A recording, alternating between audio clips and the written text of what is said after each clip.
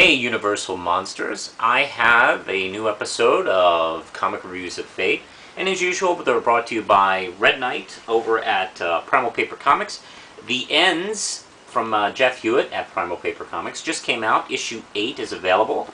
Go check it out. You can either buy it on the website, the Primal Paper Comics website, either digitally or you can order a print version. We got a new printer, by the way. The interior looks really amazing. Alright, now let's get over to some comic books. And I have 3 to review today from 3 different companies. And believe it or not, one is from Vertigo, the DC-owned comic company, which I swore I would never read again. Now, Sandman Overture number 1 is somewhat bittersweet for me. I've missed this character in this universe for quite a while. I'm a big Neil Gaiman fan. I love his work. So I'm super duper excited to see him back. And yeah, this was going against my whole DC Vertigo ban, but you know what? I have to make an exception here. And besides, there's just no way that DC editorial is going to tell Neil Gaiman what he can do with these characters. I mean, there's not going to be any like sleazy thong shots of death in this series. I can pretty much count on that not happening. So I'm picking this up. Now, actually, the thing that really makes it bittersweet for me is after this series is over, I don't know when I'll ever be buying another DC product again. So I'm going to just enjoy the shit out of it while I got it. Now, there were 2 covers available, and not one was overpriced. It was terrific. They were both the same regular price. There's the J.H. Williams, the 3rd cover, which was beautiful, but I mean, I could not get this one. This is a Dave McKean cover, right? Yeah, I mean, not going to buy a Sandman comic and not get the one without the Dave McKean cover. Oh, for God's sakes. Anyway, J.H. Williams III off of Batwoman does a stunningly beautiful job. Makes me wish he was on this series during its run, or let's have a new series with him doing it. He was kind of born to do this book, and I really do think he was the exact right choice to do the art chores on this series. Oh, I was just going to say, oh, look at that layout. I know. With the teeth. I know. The layout is just amazing. He really does know what he's doing. He knows to create panels in such an interesting way that maybe you don't see them at first glance, but you do notice them on second viewing of his material. Now, of course, this starts out a storyline where we're told that Morpheus is killed. Now, we see him appearing to this plant-like creature, and he's in plant form, but that's no big deal to anybody who's seen the Sandman series. We've seen him appear as other things to other creatures, so that's not unusual, but we're told he's killed at the end of this. But, I mean, he's clearly in the other scene, so it's like, well, that's weird. Why are they talking about this? And then he shows up.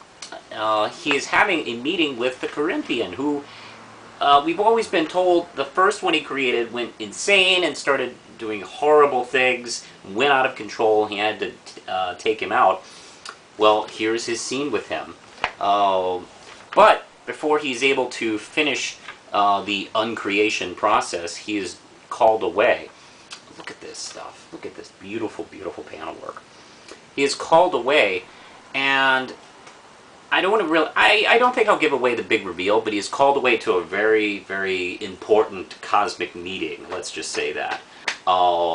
It doesn't disappoint. It's a great way to end the first issue. This, I believe, is a bi-monthly miniseries, right? I think this is a 5-part series, 6-part series. Have you heard anything, Lindsay? I don't remember if it's 5 or 6. Okay, well, it ain't going to be long enough. Let me just say that. I highly recommend this. This is a great issue. This is one of the best issues I've read of anything this year. I am going to obviously give it 5 RAM chips. If you've never heard of Sandman, or you have heard of it, but don't know anything about it. This is actually a pretty decent jumping on point to the character. I think you can get on here without really knowing that much, or knowing at least a basic something about the character. And then highly recommend going back and checking out the rest of his books. There's only like what 7, 9 trades of his books, not counting the specials. There's 10 volumes for the 75 issue run. Yeah. And then there's some other. And then there's some side stuff. There's 2 Death.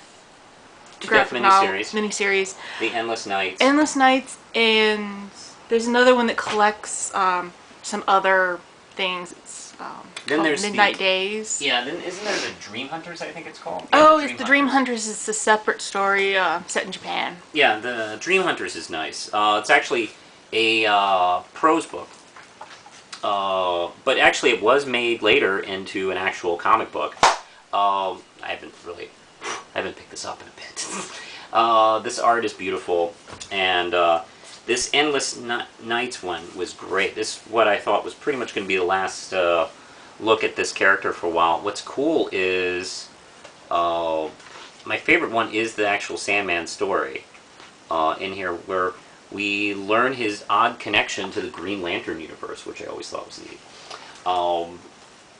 Highly recommend any of this stuff, but hey, if you just want to get your toe in the pond and the pool to check it out, this obviously is the first issue. Go get it. Now, let's go to Daredevil, number 32, by Mark Waid and Chris Sneed.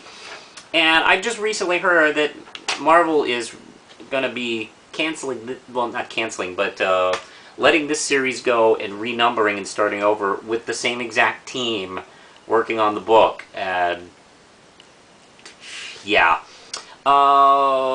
Stop doing that, Marvel. Just stop. Anyway, this is great as usual. The Jester is trying to set Matt up by making him think that Foggy killed himself, but the Jester, like everybody else with a brain in the Marvel Universe, knows that Matt Murdock is Daredevil, but what he is wrong about is he believes that Matt Murdock has been faking blindness as a cover in his daily life. So he doesn't realize that when he puts this, he puts this like a foam rubber dummy to scare him as Foggy, because he has senses that tell him, well, this isn't a human being. This is a mannequin I'm looking at.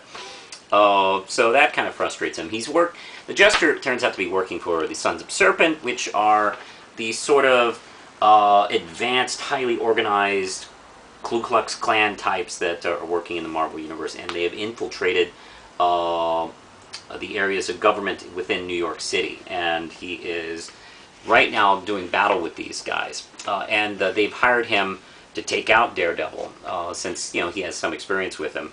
I love the scene with Doctor Strange, and he tells him he needs some help with an occult expert, so he sends him to this dark, mysterious land, Kentucky.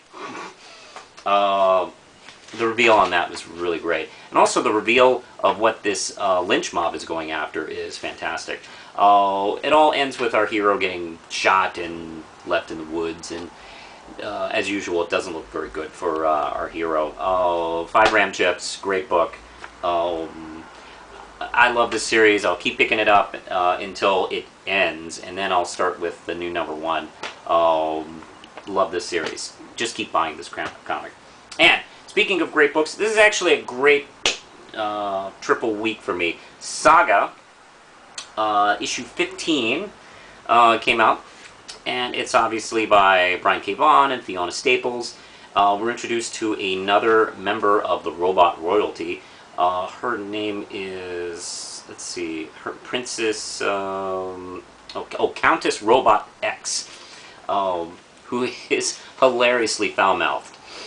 And, Lindsay hasn't read this, so I'm actually going to have to do a lot of non-spoiler stuff. Our heroes are basically discussing in this issue what to do next. Actually, that's kind of going off not just our lead heroes, Alana is trying to figure it out, and also the Will separately is trying to figure out, because what he wants to do is, he's trying to catch them, but he also wants to get revenge on Prince Robot for killing the Stalk. Meanwhile, he loses Sophie somewhere in the woods. So, yeah, that leads to a really kind of scary cliffhanger as well. Oh, wow. Another great chapter. Actually, this chapter is a little bit more accessible. I think you can kind of jump on this and kind of get it a little bit, but obviously you would this is sort of midway through the story arc. But this book doesn't fail. This is a great series. I love the romance cover here. It's really beautiful. 5 ram chips here. I had a very good week, comic-wise. No failures. Actually, nothing ordinary. All 3 of these books were fantastic. Love them a lot. What are you reading this week? I think that's it. So push the button, Lindsay.